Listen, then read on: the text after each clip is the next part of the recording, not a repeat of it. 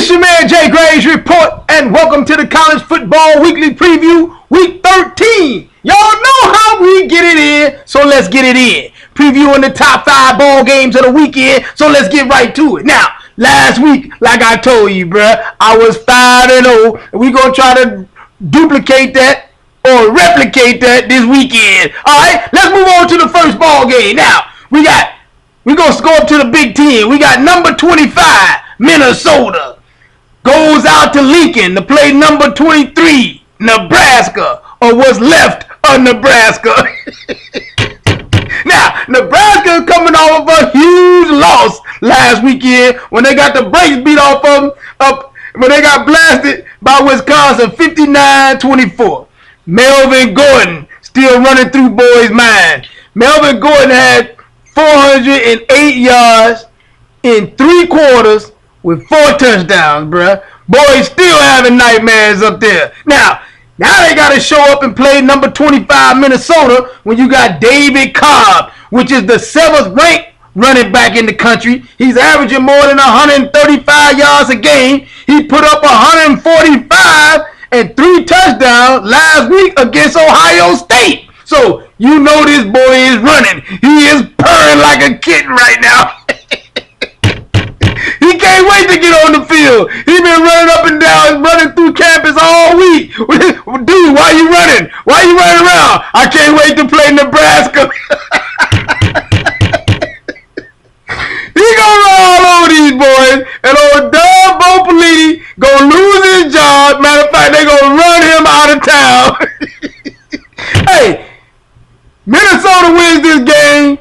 David Cobb have already been over to Prince's crib and stole his doggone hot pass with the buttocks out. So all you can see is that Dunn's butt ran up and down the field all weekend in Nebraska. Let's move on to the next ball game. Now, we got number 12, Kansas State, goes out to Morgantown to play the West Virginia Mountaineers. Now, here's the deal. In this ball game, we got 2 Biletnikoff finalists in this game. We got Tyler Lockett, which is the all-time Kansas State wide receiver with more than 3,000 yards. He's ranked 16th in the country right now, averaging 97 yards a game. Last time they lost against TCU, he had 196 yards, bruh. Jake Waters is throwing the rock to him at 2,100 yards, 13 touchdowns. But on the other side of the ball, we got the 3rd-ranked wide receiver in the country, Kevin White, who's averaging 120 yards a game, bruh. And the homeboy, Clint Trickett, is throwing the rock all over the field. Got more than 3,000 yards, 18 touchdowns. It's the real deal. Now, who wins this ball game? The difference in this ball game is going to be 147-year-old Bill Snyder. He going to come out here and outcoach these boys. Hey, Bill Snyder seen everything, bruh. He was there.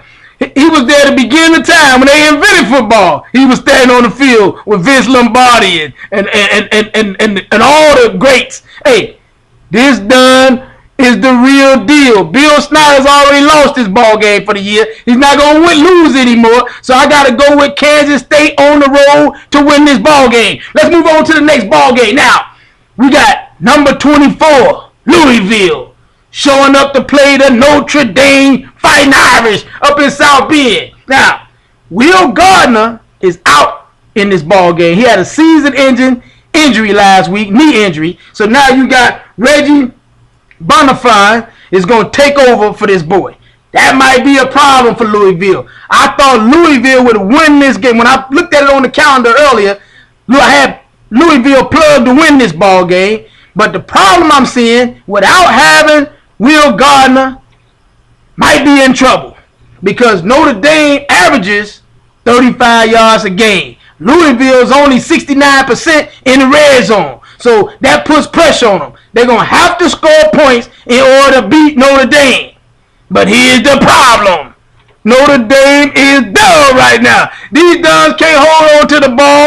Your boy Everett Golson is a turnover machine. That Dun is just living in oil, in peanut oil. That Dun is bathing in peanut oil right now. Can't hold on to the rock. Notre Dame just killing themselves. Last week they lost to old Doug Northwestern. How do you lose to Northwestern, bro. You know the day. You know how they lost? Bobble snap on an extra point. They was out there. They had 10 players on the field, and the dub went for 60 yards on them. Then they had all kind of dub penalties and turnovers. And the most important problem that Notre Dame has, the leprechaun is 6 feet tall, bro. I saw the leprechaun do this done is 6 feet tall. How in the world now you got all these cats try out to be the leprechaun, and you pick a dud that's 6 feet tall? That's a problem. Let's move on to the next ball game. I'm going with Notre Dame to win this game at the crib because they at the crib and Will Gardner's not playing. Let's move on to the next ball game. Let's go out to the Pac-12. We got number 15, Arizona. Goes out to play number 17, Utah. Let's move on to the next ball game. Who cares about this game? Nobody cares about Arizona and Utah, bro.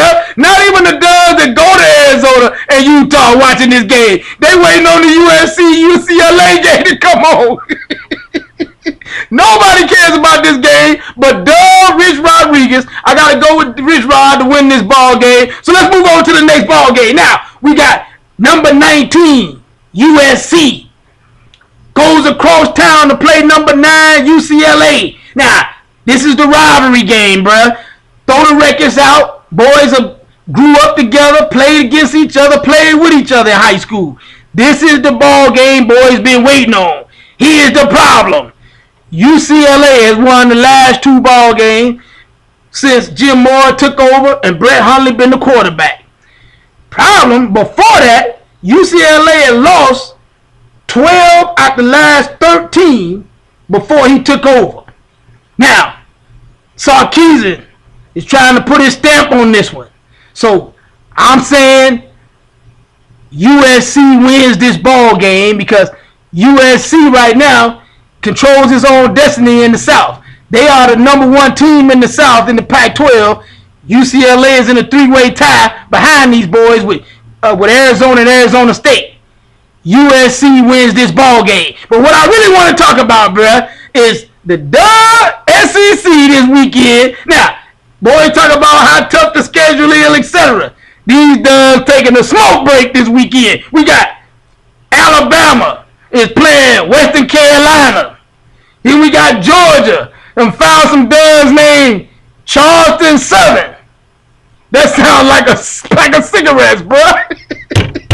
They playing a pack of cigarettes this weekend, bro. The Charleston Southern. Then Auburn goes and finds Sanford. I didn't even know Sanford had a football team, bro. I didn't even know they had real football players at Sanford. It's your man Jay Graves Report from the jgravesreport.com, or you can hit me up on Twitter at Jay Graves Report so you can holler at your boy.